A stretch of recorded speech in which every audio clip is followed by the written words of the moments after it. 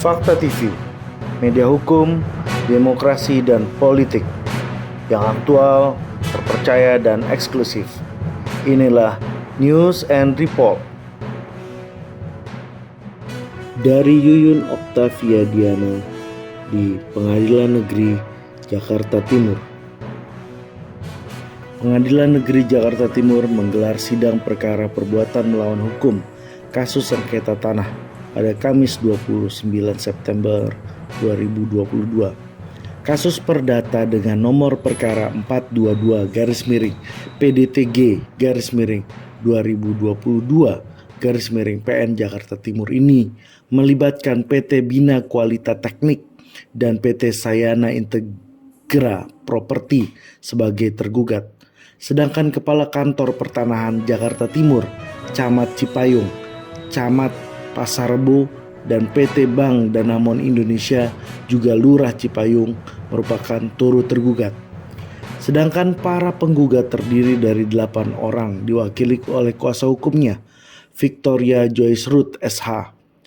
Dalam keterangannya, kuasa hukum penggugat menyampaikan bahwa kliennya telah mengalami kerugian material, yaitu hilangnya hak para penggugat atas 24 bidang tanah yang sah dan berharga secara hukum menjadi hak bagi para penggugat yang seluruhnya senilai 393.380.568.000 rupiah.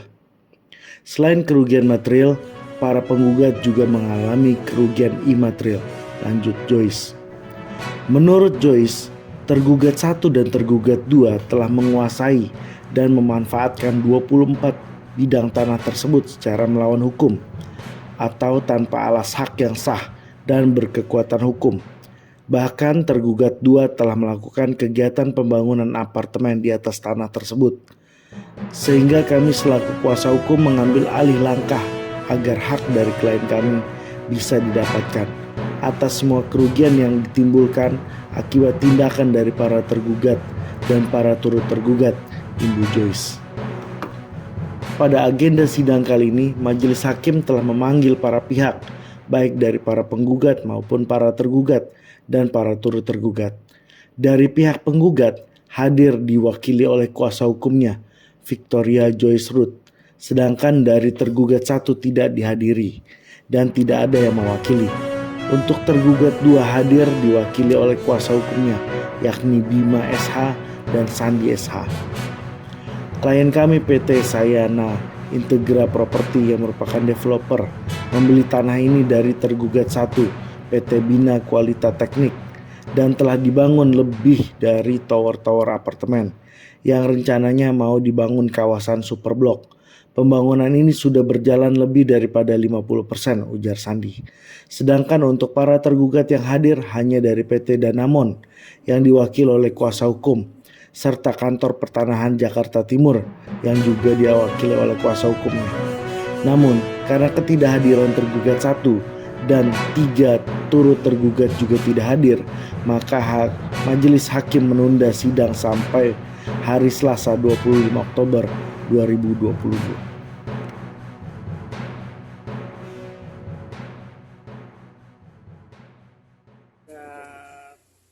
Kasus ini berawal dari klien kami membeli satu bidang tanah yang terletak di daerah Cipayung, Jakarta Timur. Itu sudah dibeli melalui proses yang sesuai dengan administrasi, sesuai dengan hukum yang berlaku. Kemudian juga klien kami sudah melakukan pembangunan karena kebetulan klien kami ini merupakan developer untuk membuat apartemen. Kemudian setelah berjalannya pembangunan tersebut, tiba-tiba ada penggugat yang mengaku dari para ahli waris yang sebelumnya merasa memiliki tanah tersebut yang dimiliki oleh klien kami. Jadi di sini hadir ya sebagai warga negara Indonesia yang taat hukum, kami hadir untuk memenuhi panggilan dari Pengadilan Negeri Jakarta Timur. Kami mengikuti proses persidangan, yang mana nanti dari gugatan yang diajukan oleh para penggugat itu kami sudah siapkan untuk bukti-bukti untuk bantahannya, dan juga kami ingin melihat apa saja yang diajukan oleh penggugat, bukti-bukti yang penggugat ajukan terkait dengan kepemilikan klaim atas kepemilikan tanah tersebut. karena kita melihat bahwa apa alas hak mereka terkait tanah yang diajukan kepada pengadilan negeri Jakarta Timur yang merasa itu masih punya mereka sebagai ahli waris dari para orang tuanya dulu pernah membeli. Jadi mereka mengklaim bahwa orang tuanya dulu pernah memiliki tanah dan mereka merasa tidak pernah menjual tanah tersebut. Dan mereka merasa tanah ini diambil oleh atau dikuasai oleh klien kami, padahal klien kami membeli tanah tersebut dari pihak lain, dari perusahaan lain yang memiliki dokumen-dokumen kepemilikan pertanahan yang sudah lengkap dan kita sudah cek sampai ke BPN dan instansi lainnya, itu tidak ada masalah. Seperti itu. Demikian news and report. Jangan lupa like and subscribe Fakta TV. Saya Angga Busra Lesmana. Tegakkan keadilan walau langit runtuh. Like and subscribe Fakta TV hanya untuk Anda.